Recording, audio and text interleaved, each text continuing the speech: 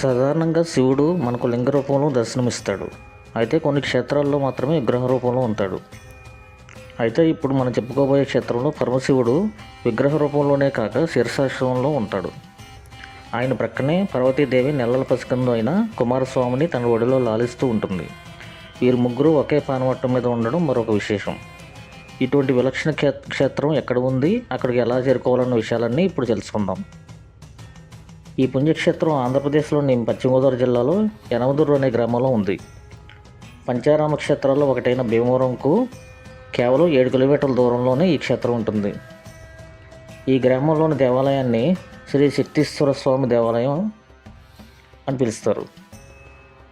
దీనిని తూర్పు చాళుక్యులు నిర్మించినట్లు ఇక్కడ లభించిన చారిత్రాత్మక ఆధారాల వల్ల తెలుస్తోంది.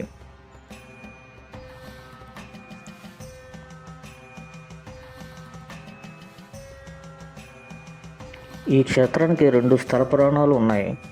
మొదటిది, యముడు తన కర్తవ్య నిర్వహణ విషయంలో విరక్తి చెంది తనకు మోక్షం ప్రసాదించవలసిందిగా శివుడిని ప్రార్థిస్తాడు. శివుడు ప్రత్యక్షమయ్యి, నీ పేరు మీద ఒక గ్రామం, అందులో ఒక శివాలయం వెలుస్తుందని, అప్పుడు నీపై ఉన్న అపభ్రత తొలగి నిన్ను కూడా దేవతల మాదిరి జీవులు గుర్తిస్తాడని అభయమిస్తాడు. అదే యనమదుర్రు గ్రామం. అందులో వెలిసిన దేవాలయమే శ్రీ శక్తీశ్వర స్వామి దేవాలయం. ఈ క్షేత్రాన్ని దర్శిస్తే దీర్ఘరోగాలకు ఉపశమనం కలుగుతుందని భక్తుల నమ్మకం. రండి ఆలయం లోపలికి ప్రవేశిద్దాం. రెండో కథనం ప్రకారం శంబిరుడు అనే రాక్షసరాజు ప్రజలను తీవ్ర హింసలకు గురి చేస్తుంటాడు. దీంతో మునులు యమధర్మరాజు వద్దకు వెళ్ళి తమ బాధలు చెప్పుకుంటారు. చిత్రగుప్తుడి ద్వారా శంబిరుడి ఆయువును యముడు లెక్కగడతాడు. శంబరుడి ఆయువు త్వరలో తీరిపోతుందని, దీంతో అతి త్వరలో ఆ రాక్షసుని సంహరిస్తానని యముడు వారికి చెప్తాడు. అయితే శంబరుడు ఈశ్వరుడు పరమ భక్తుడు. గతంలో ఈశ్వర ఆజ్ఞ ప్రకారం ఈశ్వరుడి భక్తులను సంహరించాలంటే ముందుగా ఈశ్వరుడి అనుమతి తీసుకోవాలి. దీనిని జ్ఞప్తికి తెచ్చుకున్న యముడు యనమదుర్రులో ఘోర తపస్సు చేసి ఉన్న ఫలంగా ప్రత్యక్షం కావాలని, లేదంటే లోక వినాశనం తప్పదని యోగమాయ ద్వారా శివుడికి చేరవేస్తాడు. ఆ సమయంలో శివుడు శీర్షాసనంలో తపస్సు చేస్తుంటాడు. ఆయన ప్రక్కనే పార్వతీదేవి కుమారస్వామిని ఒడిలో లాలిస్తుంటుంది. దీంతో పార్వతికి విషయం చెప్పి పరమశివుడు అదే స్థితిలో యముడికి ప్రత్యక్షమవుతాడు. అందువల్ల ఇక్కడ శివుడు శీర్షాసన స్థితిలో కనిపిస్తాడని శివపురాణం చెబుతోంది. శంబరుడిని సంహరించడానికి పరమశివుడు యముడికి అనుమతి ఇవ్వడమే కాకుండా ఇకపై తాము ఇదే స్థితిలో భక్తులకి దర్శనమిస్తామని శివుడు తెలిపాడు. అదేవిధంగా ఇక్కడ ఒకే పీఠంపై పార్వతీ పరమేశ్వరులు కుమారస్వామి కొలువై ఉంటారు. ఈ ప్రాంతాన్ని సందర్శిస్తే దీర్ఘరోగాలు నయమవుతాయని కూడా ఇక్కడ పూజారులు చెప్తారు.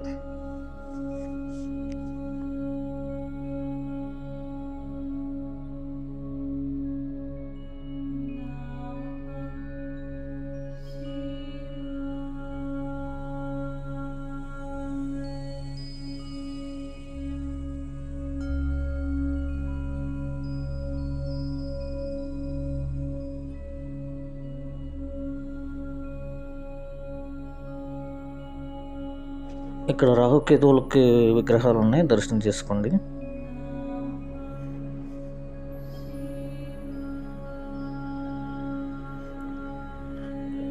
ఇప్పుడు చెప్పిన స్థల పురాణం అంతా కూడా ఇక్కడ రాసి ఉంచారు. ఇది చూడండి.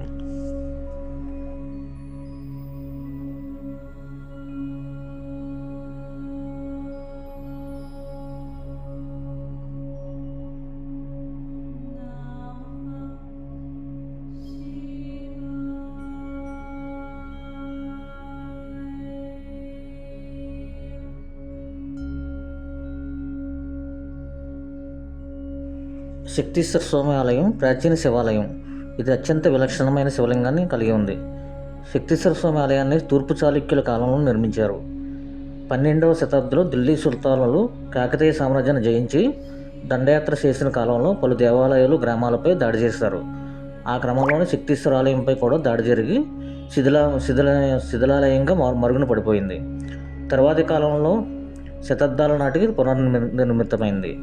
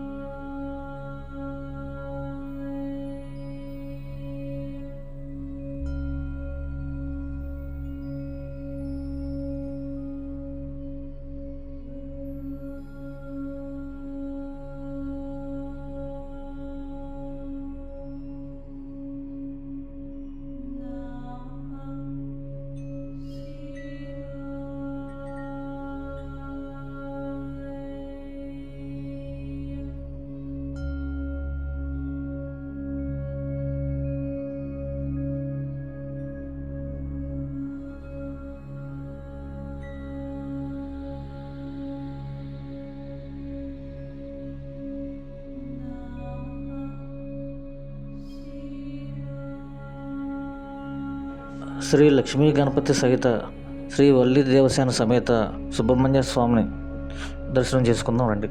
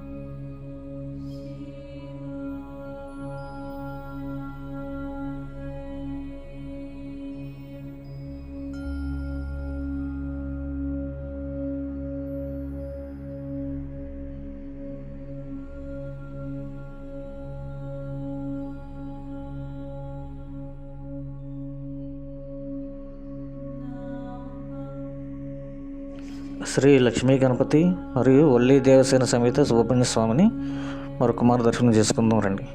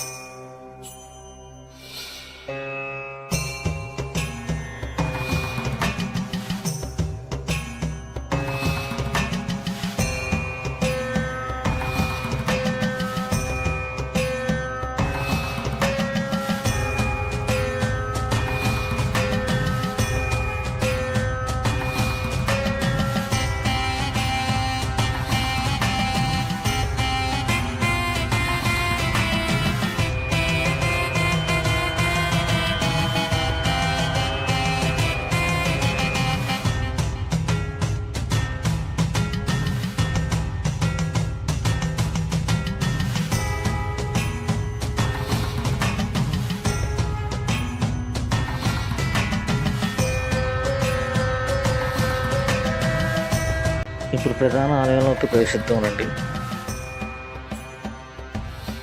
ఆలయంలో శివలింగానికి శక్తీశ్వర స్వామి అన్నది పేరు. శివుని రూపం శీర్షాసనం వేసి లింగతలంపై కనిపించడం ఇక్కడ విశిష్టతల్లో ప్రముఖమైనది. శివలింగం పార్వతీదేవి విగ్రహం ఒకే పీఠంపై వెలిసి ఉంది. బాలసుబ్రహ్మణ్యేశ్వరుని ఒడిలో పెట్టుకున్నట్టు ఈ విగ్రహం నెలకొంది. పార్వతీదేవి విగ్రహం ఒడిలో లాలిస్తున్నట్టుగా సుబ్రహ్మణ్య స్వామి కనిపిస్తారు.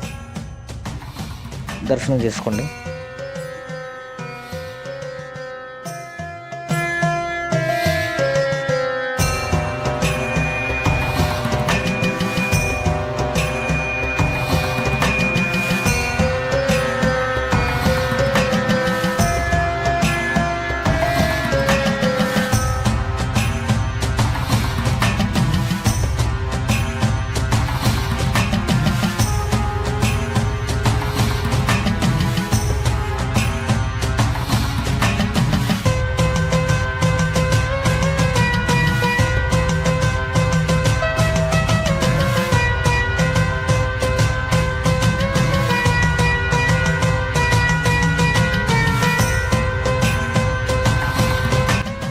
రెండు శివపార్వతులని సుబ్రహ్మణ్య స్వామిని దర్శనం చేసుకోండి.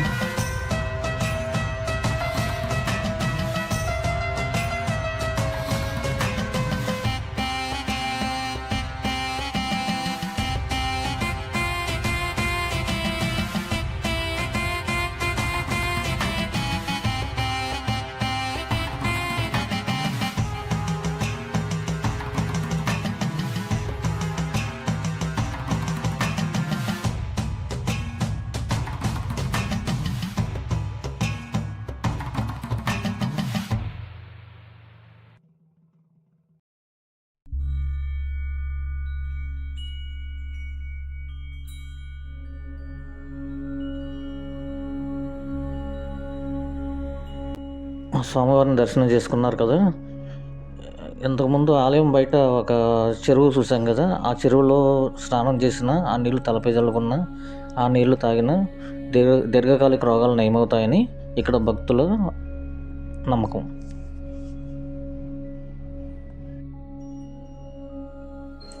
చూశారు కదా, ఇలాంటి మరిన్ని ఆలయాల కోసం నా యూట్యూబ్ ఛానల్ని సబ్స్క్రైబ్ చేయండి, లైక్ చేయండి, షేర్ చేయండి.